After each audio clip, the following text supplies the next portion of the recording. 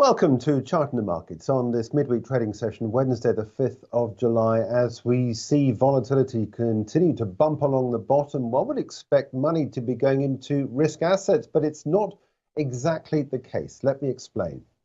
Take a look at indices on this midweek session as we witness what's going on, first of all, here in the London markets. And this is not necessarily a market which, to me, is shouting out, buy me. And in fact, we are on the third day in a row of declines at the moment. And the recent lows we had back on the 26th of June, punching to levels not seen since the 24th of March, to me indicates that the markets are creating these lower lows, and it does want to go lower from here. The big question is at 74.89, just some 10 points or so below the 70,500 level, will we break this line of support I've got on here at 74.32? If we break that, do we then form another new lower low on from that low we had back on the 26th of June? Certainly a short trade here with the stop loss just above the 200-day moving average would seem, at the moment at least, to be making money. The question is just as to how much further on down can this market go. If we look at other areas of the market, I think that it's not quite so clear cut. And in fact, this German market here, to me, looks a lot more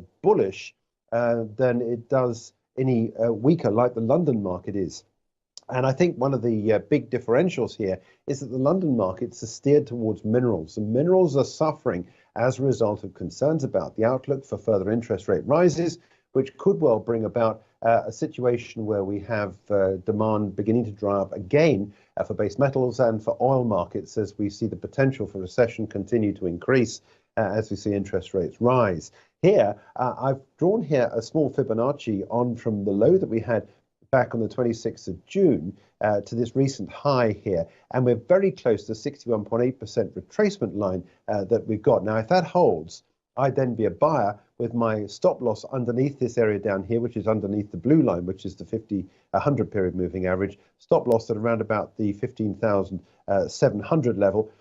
With a view then to taking this further on up. But I think the longer term picture you can quite clearly see here is that with these higher lows and the markets moving up to recent higher highs, to that all-time record high we saw on the 16th of June, I think there's the potential, first of all, really for more increases at some point to take us back up to more record highs.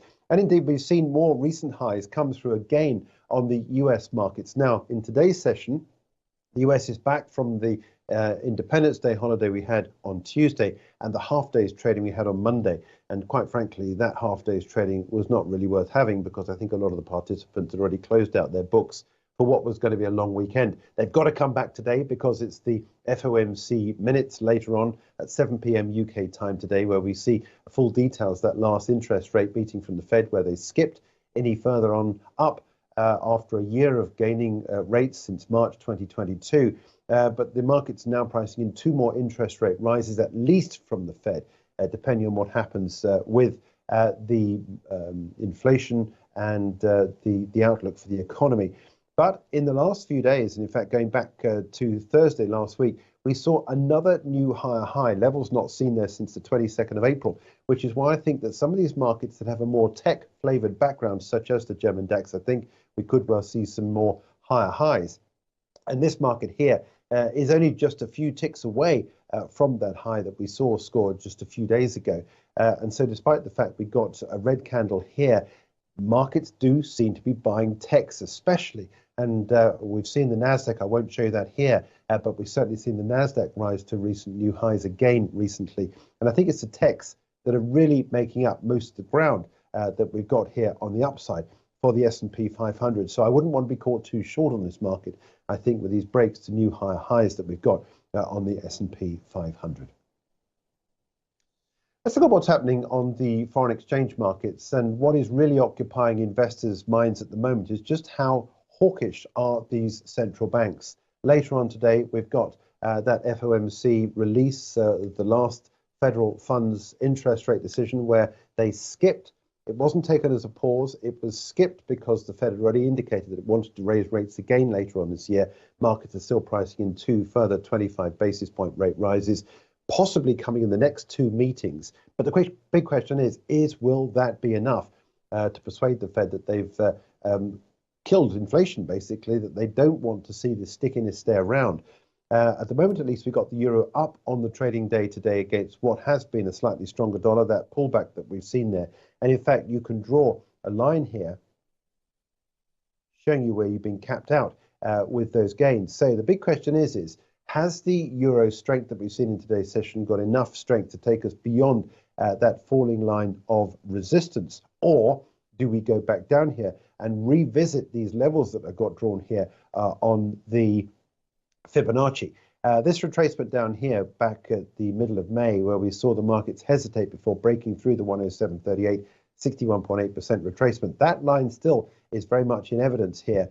And if we do get any further suggestions, and this could well be held in this report this evening from the FOMC on that minutes, if the Fed looks more hawkish than the market's expecting, I can see that we've got further downside here for the euro against that stronger US dollar. And I think that itself is going to mean that we could well end up getting this 107.38 revisited. If you're short on this, your stop goes above this line up here at around about the 110 level with a view to taking it lower. It's currently trading at 108.96. Day traders will be targeting this line of support at 107.38. Outside of that, it's really all about what's been happening with the Japanese yen. I want to show you the euro yen first of all, because I think this is the chart which really sort of says it all. This and also sterling yen, which I won't show you. But this move up that we've seen for the euro against the Japanese yen really highlights this disparity between what's happening with the European Central Bank, which is very much raising interest rates, and the Bank of Japan, which isn't moving and is not moving for the foreseeable future either, until the Japanese authorities can be absolutely definite about the fact that that period of last 30 odd years or so where we saw that deflation isn't going to kill off any recovery again. They don't really want to raise interest rates too soon. So the euro in a eurozone which is seeing interest rate rises has pushed this market up there in the last few days to levels not seen since September 2008.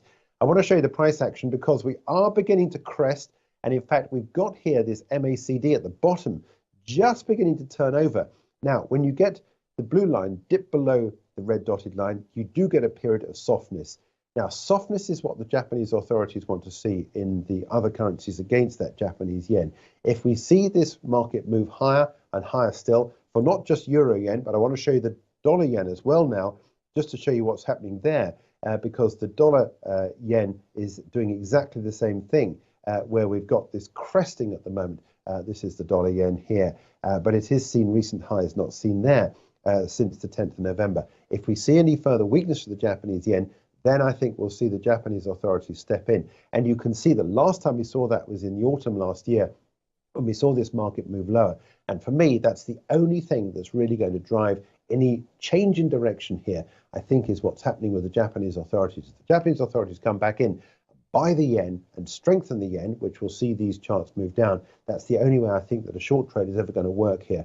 I think if that doesn't happen, we could well end up seeing further strength for the euro, sterling, for Aussie, for Canadian, all against that weaker Japanese yen. So the message I think here at the moment is continue to look at selling the Japanese yen unless the authorities do come back in and say they're then going to strengthen the Japanese currency. In the commodity markets, there's a couple of other areas of interest I think it's worth pointing out. I want to begin first of all with what's happening on the oil markets. I've shown you a chart here for Brent, but this could be US crude. And you look at the long-term trend from the highs that we had back in March 2022 at all the way up $131.51. Here we are now at less than half that, or around about half that, at 75.90. And you can see the direction of travel very much on the way down. Now, this is the classic dead cat bounce, where you get the bounce off support, come back, bounce off again. This is pretty much what's it, almost a four touch quadruple bottom here. And if you include a loose quadruple bottom, including this low down here, that's a quintuple bottom. And the market's here, which means, I think for me, is that the market wants to revisit this and try and retest these lows. And I think if you get a break of this area down here and you get a break of the 70.10, you're then on the way then down to levels not seen since December 2021. But I think there's the impetus to do this. It's just a question as to just how tight you put your stop in and whether or not you get stopped out. I've got this falling line of resistance here at 75.90, which is where we are at the moment. If you're short on this, your stop would go above the 100 period moving average, around about the $78 level. 75.91 is where we are. My price target for Brent is still remaining down here at the $70 level. And I think if we get a break of that, it's then going to be like a trapdoor opening. And I think then the shorts will really start to kick in, and then you'll get further lower lows. And that, to me, is really all about technicals, because OPEC has it within its gift to restrict supplies further. The problem is with that is that Russia continues to pump oil into the market. It continues to sell to China, it continues to sell to India, and it continues to sell to those countries that couldn't give anything about the fact that the international community wants to pile out the pressure on against Russia. There are those countries that are quite happy to take cheap Russian oil, and Russia and China and India are two of those countries that are quite happy to do that. And with Russia filling the market with oil, for me, there is only one direction of travel here, and that is new lower lows for the price of oil. Quick update on where we are in terms of gold, because we always cover gold in this. But in fact, for me, it's not really the story here in commodity markets. That's agricultural commodities. I want to show you gold because we've got this little bit of a bounce here. But I think the longer term direction of travel is for a further substantial break of this 1910 level. You're then on the way down to 1870.4. And then ultimately, I think a total retracement to get all the shorts out of the market all the way down to 1804. And then I think there's the potential then for further liftoff. If you get a break of that 1804, there's then not much stopping it all the way down to 1617, which the low is then down on the 3rd of November.